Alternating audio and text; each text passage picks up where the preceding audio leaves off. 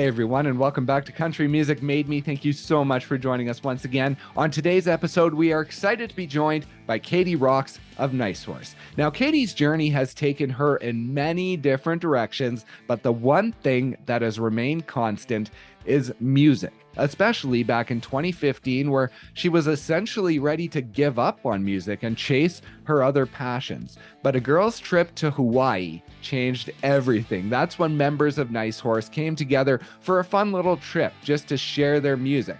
Well, along the way, it turned into something much more. They formed the band, and ever since then, they have been working to grow. They have survived a pandemic, and they have come out on the other side stronger than ever. So please enjoy our conversation with Katie Rocks.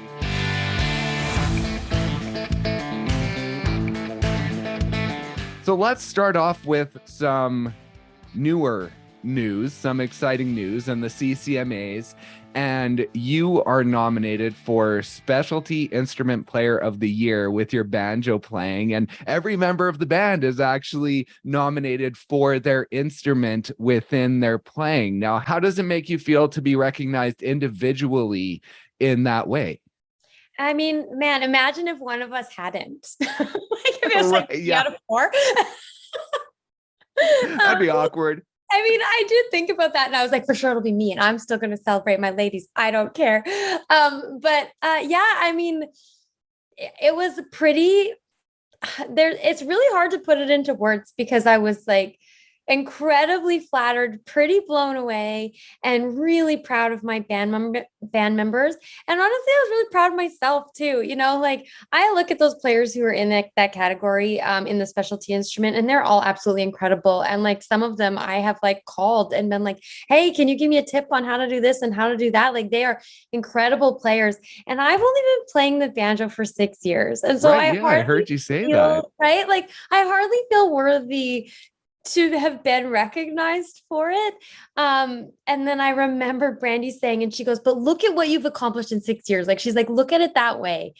And I was like, good point. Okay. I could celebrate this. Cause I almost felt a little silly. But again, really, I'm also really proud of myself and the accomplishment and to be recognized for something like that, you know, and for my whole band. I mean, I think they are dynamite players who absolutely deserve to be recognized. So it's pretty cool. And it's really unique as well, you know, to have like someone else did the research for us to say that a full band hasn't been nominated in this fashion since in 31 years when it was Prairie Oyster. Mm-hmm. So that's also really cool. That is awesome. And did I hear you say that you didn't pick up the banjo until your first time that you all sort of got together as a band? It wasn't a band back then, but the first time you all took a trip and started writing together, was that the first time you picked up the banjo? Yeah, it was a bit of like we had quite a bit of drinks, and I was like, you know what, I should play the banjo in this band, was kind of how that went. And, you know, because our band, it didn't, I don't want to say we took it lightly, but we didn't start out this band with any intention. It was, we took a girls trip to Hawaii to write some songs and just have fun. And that's all it was. I had said I was retiring from music. I was kind of sick of the grind, and I was like, I'm going to do something else. And Brandy, the bass player, said, why don't you just come to Hawaii and we'll write some songs. It'll be super fun. And I was like, yeah, I mean, I love music. I could do that. And then it took on a life of its own very quickly, I think, before any of us realized it. And so some of the things that we agreed to at the time, we had agreed to. And for me with the banjo, thinking, well, it's really no big deal. I'm just going to play the banjo every now and then with my buddies. Right. Yeah. You know? So did I think on the beach in Waikiki like 7 years ago that I would fast forward and get a specialty instrument player of the year nomination? No. So that's why I'm like, this floors me. Like, I'm like, I can't believe that we've taken this band this far. That's amazing. And you are sponsored by, I had the name of the company. Banjos, Deering Banjos. Yes. So talk about them and sort of what that means within the banjo world, because within the guitar world, you have your Gibsons and manufacturers like that. But within the banjo world, what does that mean to be playing the Deering banjo? Deering banjos are amazing. When I first said I was gonna to go on this banjo adventure, it was actually Chris Duncombe from Washboard Union who lent me a banjo to Okay. play it. And so I was playing it, and I knew I needed to find my own. And I went to one of the stores here in Vancouver, and I picked up the banjos. And the one I just kept going back to over and over again was a Deering banjo, and it's still my favorite banjo. So that's the one that I ended up buying.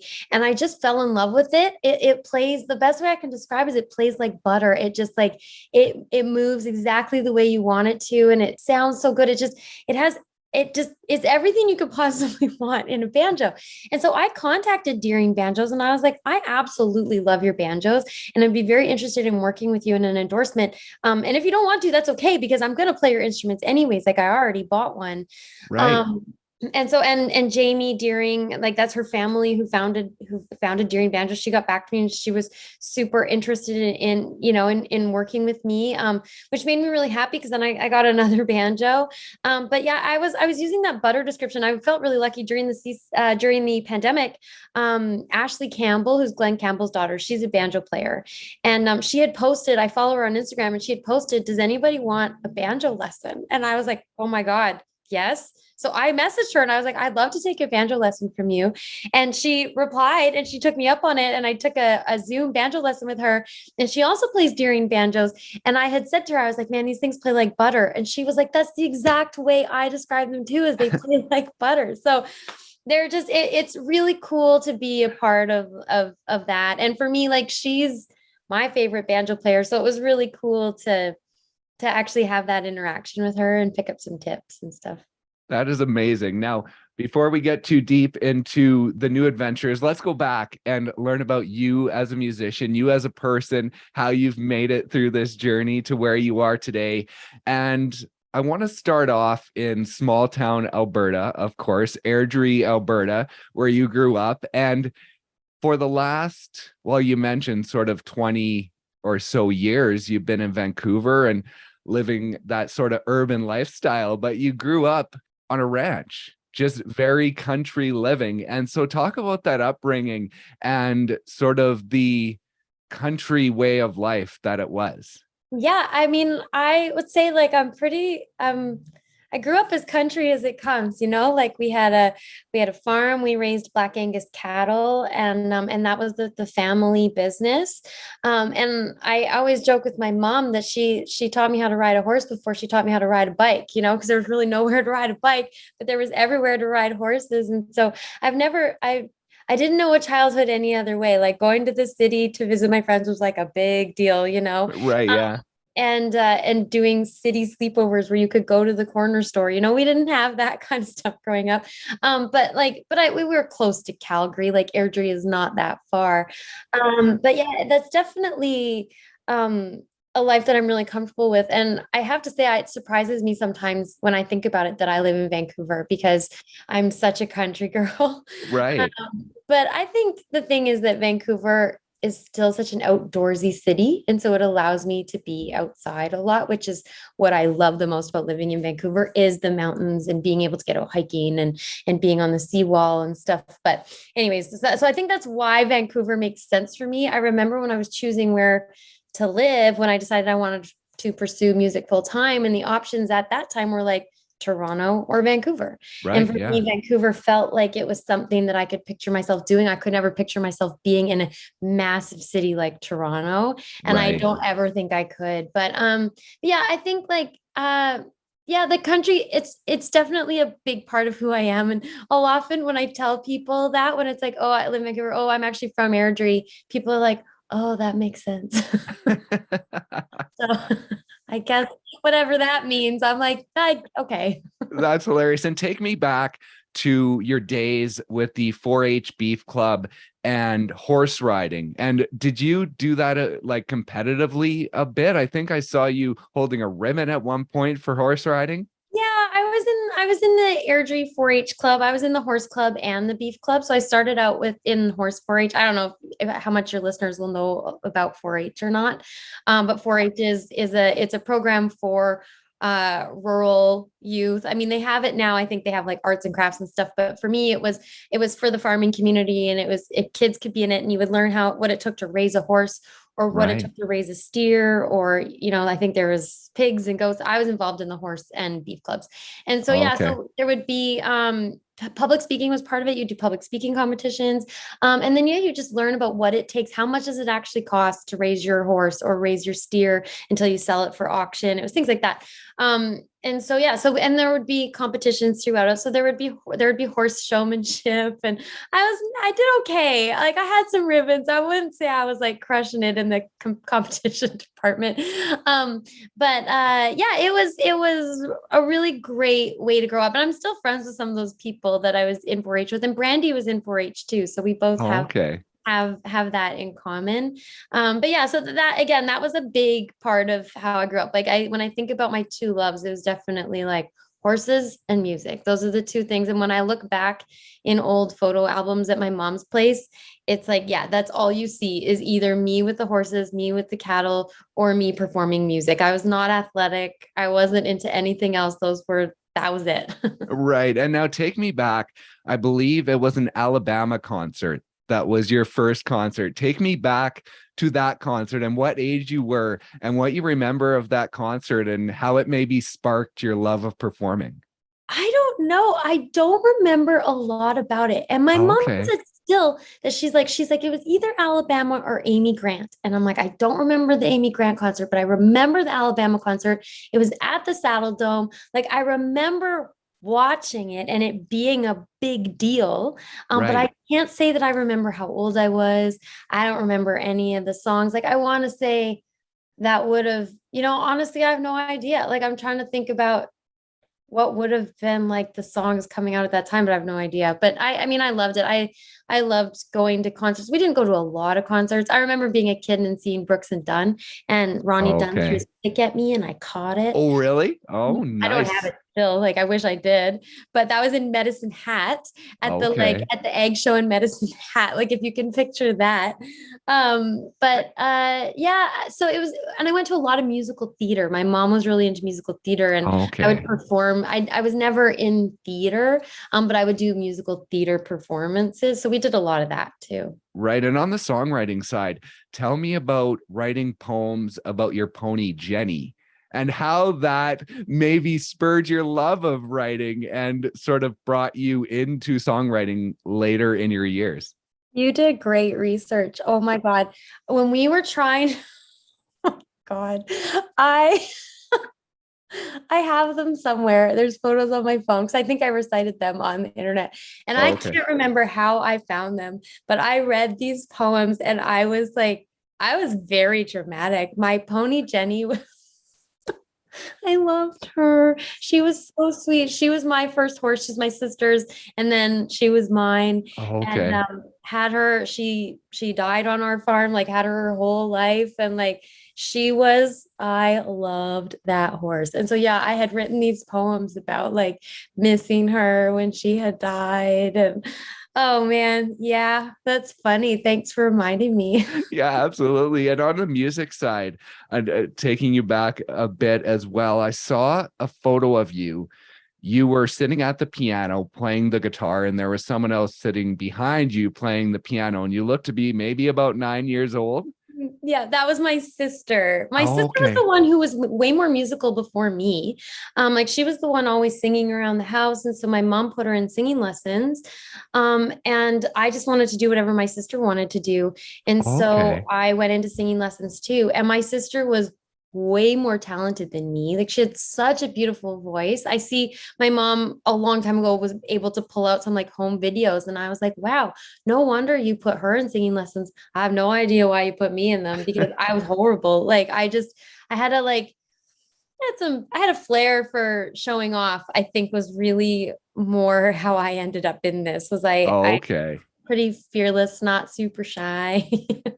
So you were more on the performance side of it then, maybe when you started out more than the musicality of it? Yes, yes. I would say that I was, I'm the youngest. I was very good at trying to show off and use the musical stuff, I guess, as my way of showing off. Right. And now I believe you went to Red Deer College I did. and got a music diploma. And so within that time of your life and after high school, what was your vision of a career in music?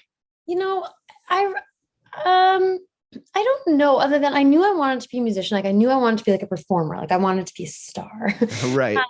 And so, but I didn't know where to go to school. And a lot of schools, in hindsight, I wish, no, Red Deer College was good, but sometimes I wish I had gone further, like done Red Deer College and then continued my studies Right. in music. But I was so determined that I knew that I wanted to be like a performer. And a lot of schools cater more to the jazz studies or the classical studies, which again, now in hindsight, I'm like, I can see how helpful that is. But I knew I was like, I want to do like pop music, country music, like your top 40, like I wanted to do that. But Red Deer College was amazing. And I know that it was a big boost for my confidence because when I had to go and do the audition, it's like mom tells me I'm good, but does anybody else think I'm any good? It Right. was Yeah. kind of one of those, like, and you do these competitions. And I did pretty good in them. I won some of them, but again, it's like, well, did I win? Like, was I great or was I the best of the bunch? And that sounds weird, but you hit this point and you're like, I don't know, am I actually any good or is everybody just supporting me because they don't know how to say you're bad? And so Right, yeah. when I went and did my audition and I had to just go in the room and sing, and it was Keith Mann, he's since passed away, and he was a huge influence on me. He said to me, he's like, you're really good and you're going to do really great in this program. And I remember just being like, oh my God, okay. Somebody other than my mom said I was good at this. And so that's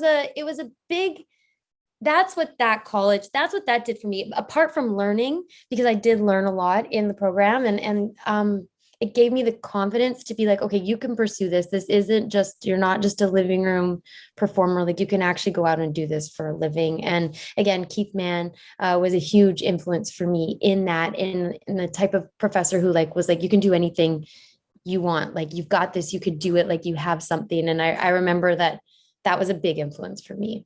Okay. And so you graduate and you move off to Vancouver and you get a job at Warehouse Studios, and Brian Adams is all of a sudden your boss.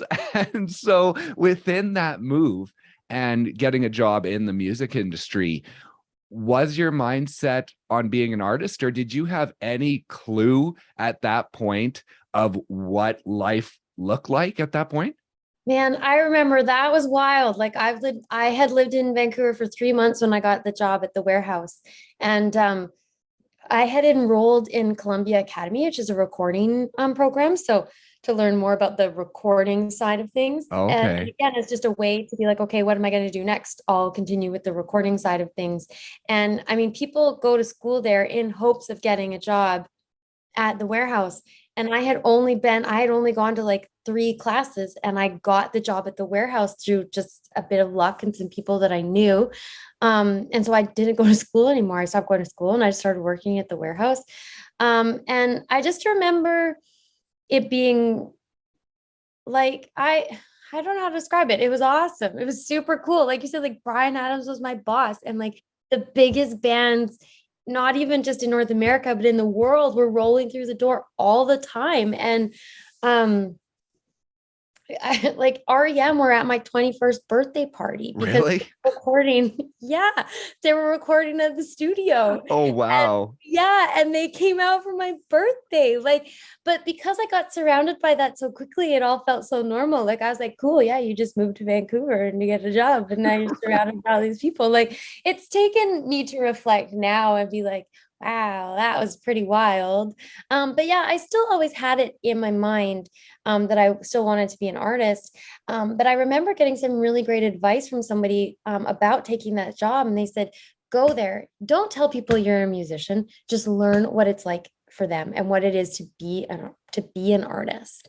Right. And I was like, man, that's such great advice. And so I was very careful not to be like, hey, welcome to the Warehouse. Did you know that I'm a singer? Like I kept it to myself, and as people got to know me, then they knew, and then those relationships came by more organically, without me Right. forcing it on anybody. It was more like if people showed any interest, then I would share, but I didn't push that on anybody. But yeah, it was always in my mind, and I didn't know how or when or what was going to happen. But I just sort of immersed myself in that world, and I'm so glad that I did. Like that was wild. And so when Dave Ogilvie approaches you about this project that he's thinking about called Jakalope, and it's this more industrial rock based artist thing. Now, at that point, did you have this idea that you wanted to be a country artist because that's how you grew up? Or at that point, whatever offer would have come your way at that time, would you have jumped at it? I mean, I was getting a lot of different opportunities that would come and then go. Like we would have the Disney people come in and they'd be like, well, we do need somebody to sing for this part and you can come up and try. And I would go up, maybe like after hours and they'd sit at the piano and we'd sing, but nothing would ever come of it. And I remember I did background vocals for a Mandy Moore song one time that was like being used in a movie. I don't even know if they used it or not, but they needed somebody and I went and did it. And so when Dave Ogilvie asked me about this project, I was doing some singer-songwriter much more down the country vein on my own. And when he asked me and he sent me some tracks, some like industrial tracks, like I'd never like listened to anything like that. I remember when he would take, like when we would drive in his car and he would put on the country station and he would be like, name that person. And I could name all of them. And he used to find it really funny, but I knew my country world so much and I didn't know this other world at all. Right. So I didn't know what was going to happen with that either. Like, again, other opportunities would come my way and then they would just sort of disappear. And so I started writing melodies and lyrics to this stuff and he liked it and we started recording it. And I remember we were just recording it at night, just messing around with stuff. And I didn't know what was going to come of it. I was having fun playing music with people that I really liked. And then, yeah, it took off, and I hadn't really been telling a lot of people about it. Like I remember, we were shooting music videos, we were doing all this stuff. And I was kind of in the stage where I was like, I don't want to say anything because then I'm going to jinx it. And so I would kind of keep it to myself. And then my friends would be like, man, there was this girl on Much Music and she looked just like you, but like a goth version. And I was like, oh yeah, that's me. Oh, wow. That's hilarious. And let's talk about Much Music now that you talk about it, because I am a Canadian raised in the 90s and early 2000s. So Much Music is a huge part of my upbringing. And so just talk about being sort of on the inside of that during the heyday with Rick Campanelli and George Stroumboulopoulos and just being within that world and what it was like. Yeah, that was so wild. I mean, I didn't have like cable television again because I grew up on a farm. Right. And so I didn't get much music as a kid. But when I started working at the warehouse, that's like what we would play on the TV, like in the reception area all the time. Okay. So I had, I had started watching those guys and and then they would be coming through the studio. Like George and I met because he was friends with some friends of mine. And so he came through the studio, like that was how all those friendships happened, was again, a lot of it had to do with the studio. And then to now be like nominated for Much Music Video Awards and get interviewed by like Rick, you said, and Ed Sock. That one's, I've never ever found that one online, but I did do an interview with them once. Oh, wow. And George and I are still friends to this day. He's such a great guy, such a music lover. And so he and I still are friends. And it was quite a trip, and going to the Much Music Video Awards and like doing that red carpet. Like I remember just being like, what is happening? But at the same time being like, this is exactly what I wanted to happen in my life. Like I feel like it's a true testament to like, if you believe it, you can do it, because I was way out of my zones. Like now looking back, I'm like, how did that happen to me? Other than I think it's just like, if you can dream it, you can do it. And I did. Right. That's what I was wondering. Like you said, with working at the warehouse, it didn't necessarily feel like super special because it's something that happened and you were within it and it normalizes it. Right. So when you turned into Jakalope and it started rising sort of organically, like did you have time to understand what was happening, or did it happen so quickly that was life for you? It's exactly what you said. It normalizes it. Like everybody who was in and out of the studio, well, they were on Much Music all day long, and they were the people that I got to know, and they became my friends. And so I was just entered into that world where these really successful bands were also the people that I would go have drinks with, because we would all get to know each other from spending all this time in the studio together. And so you worded it correctly, like it normalized it. And when I look back now, I'm like, man, how cool is that you went through all of that? But I don't think, I'm not trying to say that I took it for granted, but since I was a little kid, I had my sights set on doing what I'm doing. And so I didn't really picture anything else. And so it did feel really normal to have it happen. Now, that being said, I'm so grateful for it. Like, I'm not trying to say that I took it for granted. Yeah. I think it just, yeah, I just felt like this is what I'm going to do. And so then I just did it and not really realizing how special that is. And I'm definitely aware how special that is. Right. And now one of the interesting experiences I looked at yesterday was your time on MTV Cribs and showing off your apartment. Now, I like, I don't want to downplay it, but I found it so funny. Like MTV Cribs, you think about these mansions and these superstars with their fridge filled with champagne and whatever. And then we're coming into your 3-bedroom downtown Vancouver apartment that has a bidet in it. I know. It's just like, what was that experience like for you? Oh my God. It was really funny. I don't remember why I got that. I just remember that they were like, hey, MTV Cribs wants to come and do one. And we hear you have a pretty cool apartment. And I was like, sure, come on by. And so that was really funny and really cool. I'm trying to remember who it was that my episode was with. Shoot. I can't remember, but Right. it was pretty funny. Like, yeah, what a weird thing. But I loved it. Again, like super cool, but just like yeah, you say these things. And when I say it to people, it's like I don't have fun party tricks, but I just have fun party facts. Like I'm like, Right. you know that I did MTV Cribs. Like how weird. Oh, that is hilarious. And so 2007 is when you made the decision to leave Jakalope and sort of go off on your own. Now, at that point, as you started to move more into the country realm, again, did you have a vision of what this looked like yet? Or were you still just flying by the seat of your pants?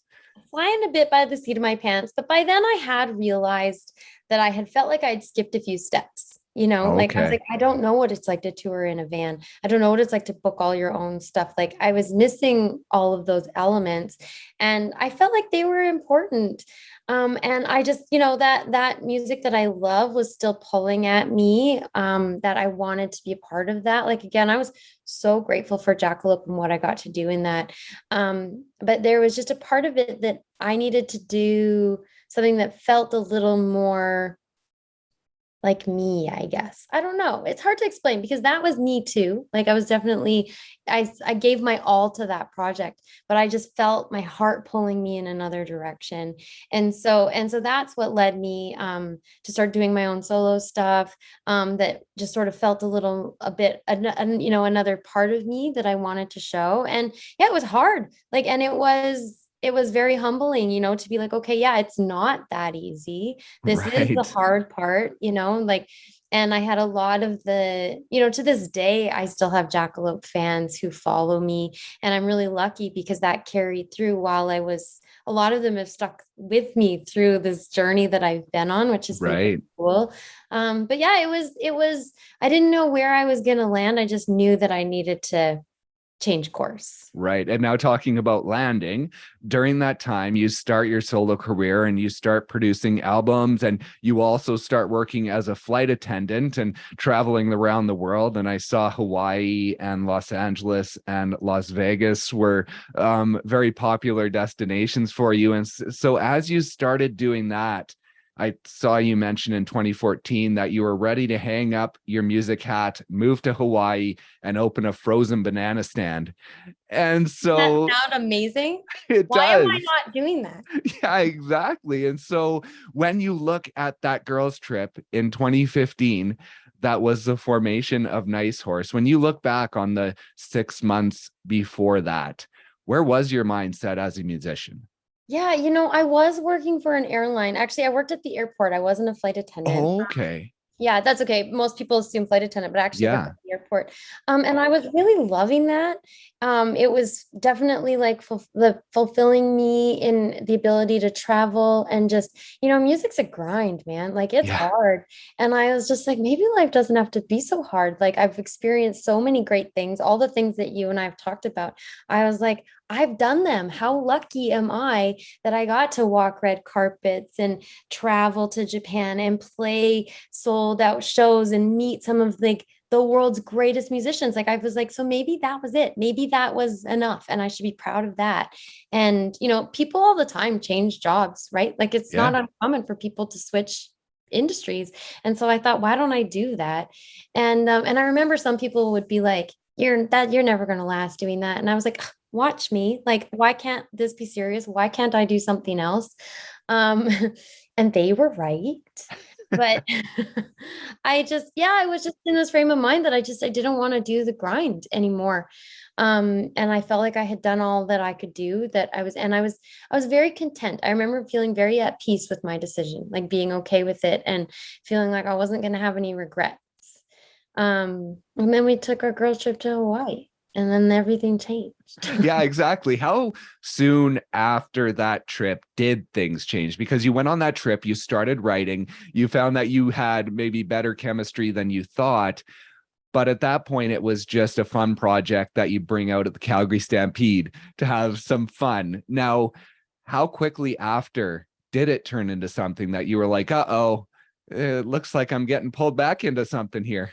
Instantly. Because here's the thing about me and Brandy and Krista and Tara. Tara wasn't there at that time, but none of us know how to do music as a hobby. Like we were all very, very organized, very thorough, very like, you got to meet us to understand it, because I don't know that we're essentially type A, but pretty much. And so when we came home, it was like suddenly we were like making demos and making music videos and calling people. And, we were just like, we were on it. And, right. and on it in a way that we thought was doing it for fun. Like that was just who we are. Like we were like, this is fun. Let's make a music video. Let's do some demos, because we didn't know how to do music any other way. That's just the way our brains work. And so I would say it was like, it took off, but we definitely were the engine behind it. So to be like, I don't know how this happened. It's like, well, I know exactly how it happened. You got us together and we're crazy for music. And of course, we didn't know any other way.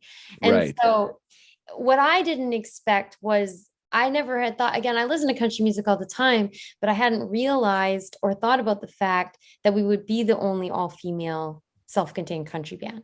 Right. Yeah. And so I didn't think that this band would take off any easier than anything else has. And I should say, I feel very lucky, because I feel like lightning has struck twice for me. And both times I was very oblivious to the fact that it was happening. But yeah, and so when we started telling people about it and people really perked up their interest, and I remember people being like, this is what you guys should be doing. Like Brandy and Krista were still going to keep on their project. I said I was just going to come out for the Stampede and I would jam with them every now and then. We weren't going to take it seriously other than making demos and music videos. But when people were like, all those other things you've been doing, you should stop that and you should focus on this, made us realize that we had something to be proud of and to keep going. And we were having a blast. Like we were having so much fun, so that helped too. Like it's not like it was like, whoa, take your fun hats off to get serious. It was like, no, we can be serious about this and still have a good time. Right. And now, what was that journey like for you? Because from your social media, the years before that, you were traveling a lot to Hawaii and like working for the airline, you were traveling a lot, it felt like. And then sort of once you formed and in the 2016, 2017 range, you started spending a lot more time with the band on the road. And so just for you personally, within that life change, what was that like for you? Well, I spent a lot more time in Alberta again, which made my mom really happy. So, it was fine because I still carved out time to go to Hawaii. I still do. The pandemic made it where it was the first time I hadn't been to Hawaii in like 10 years or something like that. Like, oh, wow. I would always like carve out time to go there. And so it was gradual because we still were taking it with like cautious optimism, like it was like, let's see if this will work out, but I'm still keeping my job and my life's not going to change, and I think the turning point for me really was when we got the Tom Cochrane tour.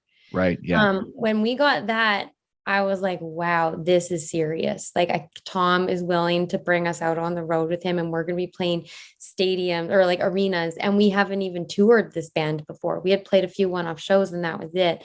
And for me, that was when there was a real turning point of like, this could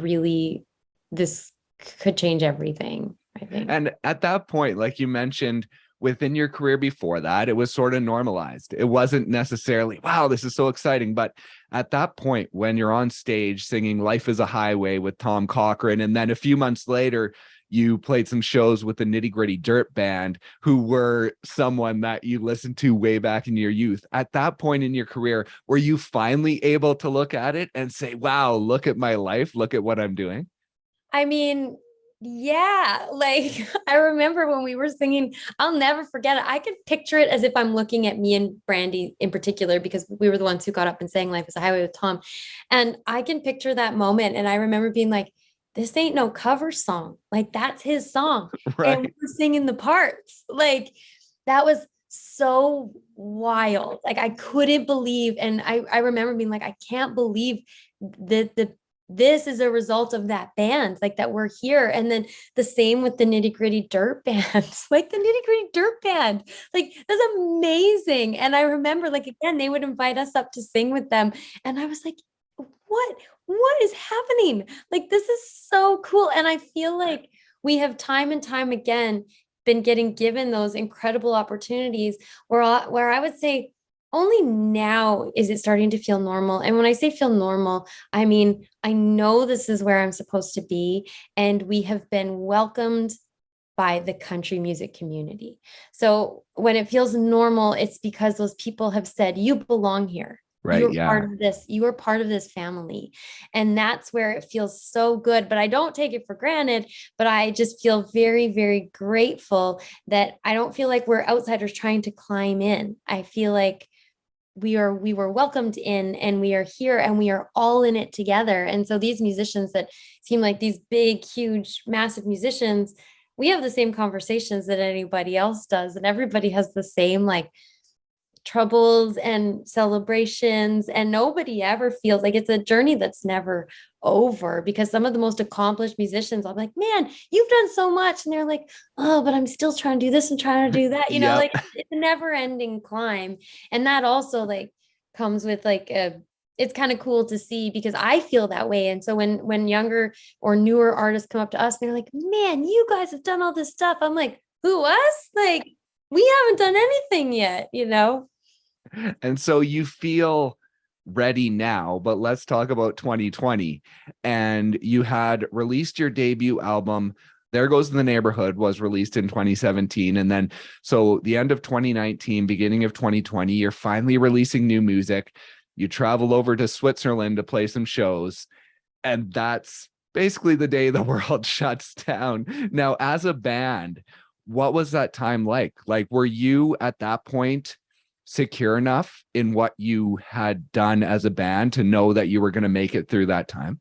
No. When you said 2020, I instantly rolled my eyes, and not at you, but at 2020. Right. Yeah. Man, is exactly what you said. Like that it was like we were doing this, and we were like, finally, this is so awesome. And then it was like hitting a brick wall. And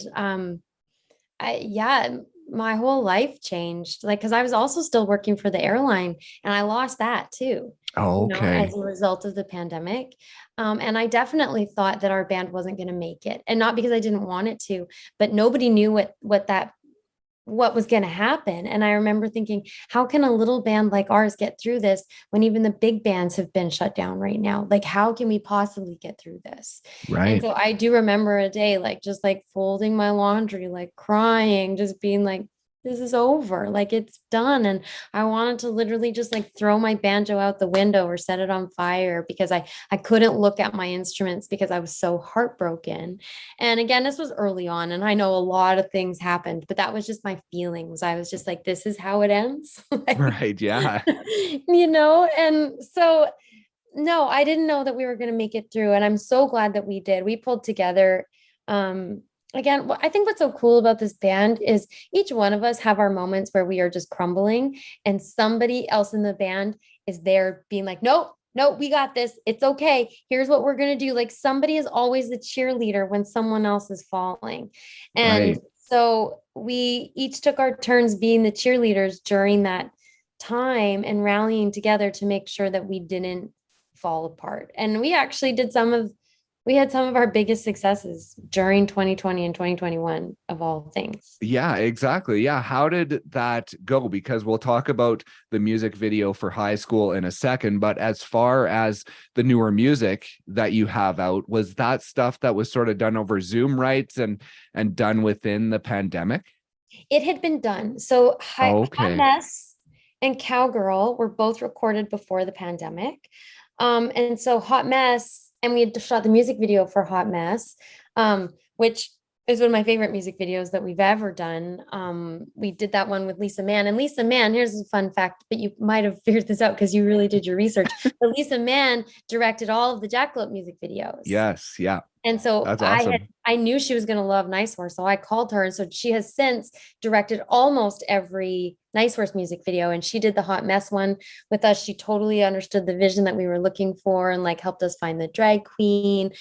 Because I had called her and I was telling her about Hot Mess, and we had this actual real life experience opening up for Trixie Mattel, the drag queen Trixie Mattel. Right. And Yeah. backstage, there were a whole bunch of drag queens, and they were like telling us like, oh, honey, here's how you do your eyeliner, or these are the lashes you should be wearing. And I was like, man, you are more beautiful women than I've ever seen. And you really know how to do this. And so I had told Lisa this story, and I was like, this should be our video for Hot Mess. And so she got it and we got him. But anyways, so we had released those weeks. So we had that stuff ready to go. But we Okay. didn't have anything for Cowgirl. And Cowgirl ended up being the song that went top 30 for us, our very first top. I think it went to 31 on the charts. And so we had released Hot Mess during the pandemic, and then now we were ready to release Cowgirl, and we didn't have a music video for it. And we couldn't get together, and the world was shut down. And so that was when we ended up going to a graphic design, like a graphic art illustrator company who made the Cowgirl video for us, turning us all into like superheroes. Right. Yeah. So that was how we got through that one. And then the video for High School, which is also nominated for a CCMA, I believe. Yeah. How crazy is that? Yeah. Music video of the year.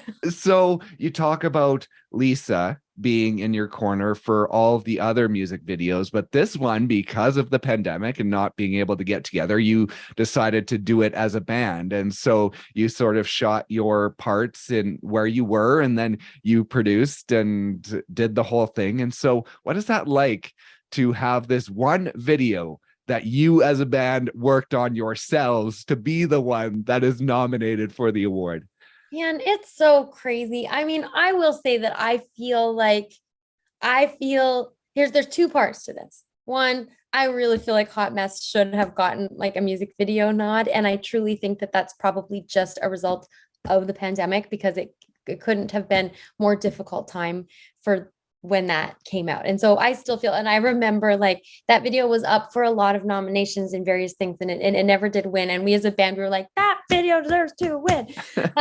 But then there was High School. And so after we had done Cowgirl and we did the cartoon, we were like, well, it's still a pandemic, and we still need another music video, and we can't get together, and we can't do another cartoon, because we also all lived in different cities, right? So I'm in Vancouver. Tara has since moved to Calgary, but she was living in London, Ontario. And then Okay. Brandy and Krista were in Edmonton and Calgary. So we couldn't even be a part of each other's like bubble. Right. Like Yeah. I was told not to get on airplanes. Like, so we couldn't be together. So there was no way, like, I'm very envious of those bands that lived in the same cities, and they could just be like, you know what, we're going to be our bubble. Like, we didn't Yeah. have that. And so we needed another idea to make a music video. And again, this band, they're the people who, if someone's falling, someone else will be there to like cheerleader and pick them up. And Krista had been doing a lot of video editing for us during the pandemic. It was a skill that she had picked up, and Brandy is really great at Photoshop and things like that. And so it was just through one of those brainstorms that it was like, here's what we could do. What if we make a yearbook come to life? And we were like, do we know how to do that? No. If it doesn't work out, does it matter? No. What else are we doing with our time? Nothing. So why don't we just try? And if it doesn't work, no big deal.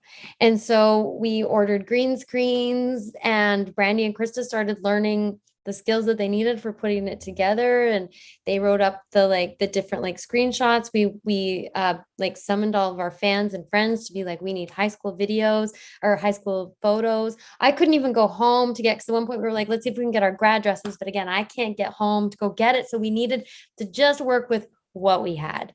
And so it was ordering the green screens, ordering, using our iPhones and just figuring out the best like format to shoot on your iPhone and dressing ourselves and just picking out the outfits. And so for the like, I mean, in one hand, it's like it took a pandemic to make that happen, because if somebody asked us to do that today, I'd be like, I don't have time. I don't have 5 minutes for myself anymore. So no, we're not doing that. Whereas this, we had nothing but time. And so the fact that that is our video that got the nomination, I'm very proud of that too, because we did that ourselves. And to me, it's a testament to this band and the women that I'm so fortunate to be in this band with, that nothing is impossible. And the fact that that got recognized is like really cool. That's amazing. And recognition on the show side, I wanted to talk about a couple of shows. So in September of last year, you had the chance to play the Labor Day Classic halftime show in Calgary to a full stadium of football fans. And then earlier this year, just I guess a month ago, you had the opportunity to play Cavendish Music Festival. Now, what does it feel like to come back as a band after that crappy time and have these opportunities? Amazing. Like I said, like, I can't believe, you're giving me goosebumps right now, like remembering these things and being like, I can't believe we made it through bigger and better, but still getting opportunities like that. It's funny because I'm actually talking about going to the football game with a friend of mine next week. And, nice. We were talking about that I was like, well, yeah, I played that last year. And I was like, I played that last year. Like, I can't even believe that. That was a really cool, really great opportunity. We absolutely loved doing that. And I would do that again, like in a heartbeat. And then, yeah, being able to get back, like this was our first summer that felt like summer again, like since 2019. We were so busy. And Cavendish was a special one for me, because my mom is a maritimer from New Brunswick, and my grandma's from Prince Edward Island. And so to go out there, a bunch of my cousins were able to come to the show, and they hadn't seen us play yet because we hadn't done any Atlantic Canada shows yet. Oh, okay. So that was really fun. And I mean, we got to play tons of festivals that were packed, and you could feel when we walked into Cavendish. I think Cavendish was the first one that was the big festival where we walked in, and I was like, look at this, it's happening. Like, this is a festival. People have their chairs and their backpacks, and they're in for a good time, and they're camping. And yeah, it was really cool. And so you guys have been really busy. And so what does the future hold for your music? Have you had any chance to be working on new music? We've still been writing. We've been able to get ourselves back down to Nashville more regularly. We used to do that all the time before the pandemic. And now we've been able to fit that in again. And we have recorded some new tunes, and we've been playing them live. So I don't know when those are going to be released. But I am hopeful something will be released by the end of the year, if not at the beginning of the year. These things take time, which is like, I would like to just like put them out there right now, but Yeah, you gotta wait. And I saw that, I think it was 2020, you were able to leave your day job, leave WestJet, and just to focus on the band. And so within this career, as you look at it, all the amazing things that have happened and how far you've come, and now the opportunities that you have with this band, just on that whole journey, what feelings do you have when you look back on it? Well, you made me feel really emotional today, because that feels pretty good. Like, I'm really proud of the things that I've been able to do. That I guess this was just the path that was meant for me, because it just keeps showing up. Like I said, I tried to quit, and it was like, nope, we got you. And and even like, I lost my day job, but I didn't lose my band. Like, it could have been the other way around. Right. Yeah. So all signs keep pointing to like sticking with this path. And, every year at the end of the year, I look back and I'm like, is this band further ahead than it was last Christmas. I'll do it every year. And every year the answer is yes. Like we've done something new. We've hit another milestone. We've done something that that tells me that we're on the right path. And also like I'm just not done with it. Like I love this band. Like I feel like we haven't even scratched the surface of all that we can accomplish. And so I remember the thought of it being over because of the pandemic. I remember being like, but I'm not ready. Like I'm not ready for this to end. And I still feel that way. Like I feel like we have a lot in us to give, a lot in us to say. We're really proud that that we inspire young women and that we really speak out for the LGBTQI plus community. All of that is really important to me, and I feel like it's only just beginning.